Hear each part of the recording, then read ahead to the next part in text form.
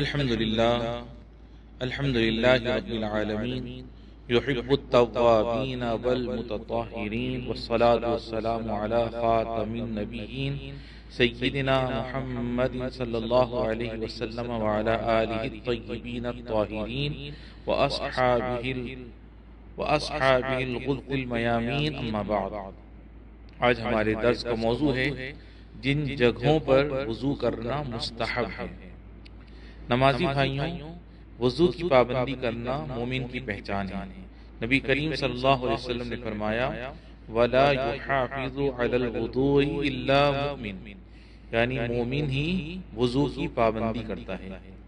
کچھ جگہوں پر وضو کرنا مستحب ہے جنہیں میں آپ کے سامنے عرض کرتا ہوں. نمبر 1، ہر نماز کے لیے نیا وضو کرنا مستحب ہے. چنانچہ نبی کریم صلی اللہ علیہ وسلم سے مروی ہے کہ آپ صلی اللہ علیہ وسلم نے فرمایا لولا ان اشق علی امتی لامرتهم عند كل صلاۃ بوضوء، یعنی اگر اس کا ڈر نہ ہوتا کہ میں اپنی امت کے لوگوں کو مشقت میں ڈال دوں گا تو میں انہیں ہر نماز کے وقت وضو کرنے کا حکم دیتا. نمبر 2، سونے سے پہلے وضو کرنا مستحب ہے. نبی کریم صلی اللہ علیہ وسلم نے ارشاد فرمایا اذا اتیت مضجعک فتوضأ وضوءک للصلاۃ ثم اضطجع علی شقک الایمن یعنی جب اپنے بستر پر آؤ تو نماز کے لیے وضو کرنے کی طرح وضو کرو، پھر اپنے دائیں پہلو پر لیٹ جاؤ. نمبر 3، جنبی جب کچھ کھانا یا پینا یا سونا چاہے تو اس کے لیے وضو کرنا مستحب ہے.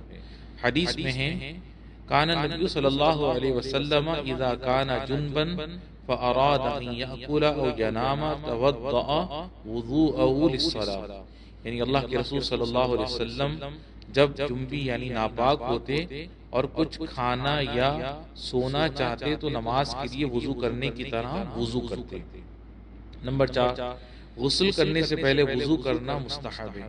حضرت عائشہ رضی اللہ تعالی عنہ سے مروی ہے، انہوں نے بیان کیا کان النبی صلی اللہ علیہ وسلم اذا اغتسل من الجنابۃ بدأ فغسل یدیہ ثم یتوضأ کما یتوضأ للصلاۃ، یعنی نبی کریم صلی اللہ علیہ وسلم جب جنابت کا غسل فرماتے تھے تو پہلے اپنے دونوں ہاتھوں کو دھوتے تھے، پھر نماز کے لیے وضو کرنے کی طرح وضو فرماتے تھے. آخر میں جاننا چاہیے کہ پاکی آدھا ایمان ہے اور وضو چہرہ اور دل میں روشنی کا سبب ہے. ہمیں چاہیے کہ ان دونوں کی پابندی کی کوشش کریں اور اپنی اولاد کو بھی اس کی فضیلت، آداب اور اس کے مستحب موقعوں کی تعلیم دیں. یا اللہ ہمارے دلوں اور اعضاء کو پاک فرما اور ہمیں پاکی حاصل کرنے والوں میں بنا دیں. وصلی اللہ وسلم وبارک علی سیدنا و نبینا محمد وعلی آلہ وصحبہ اجمعین.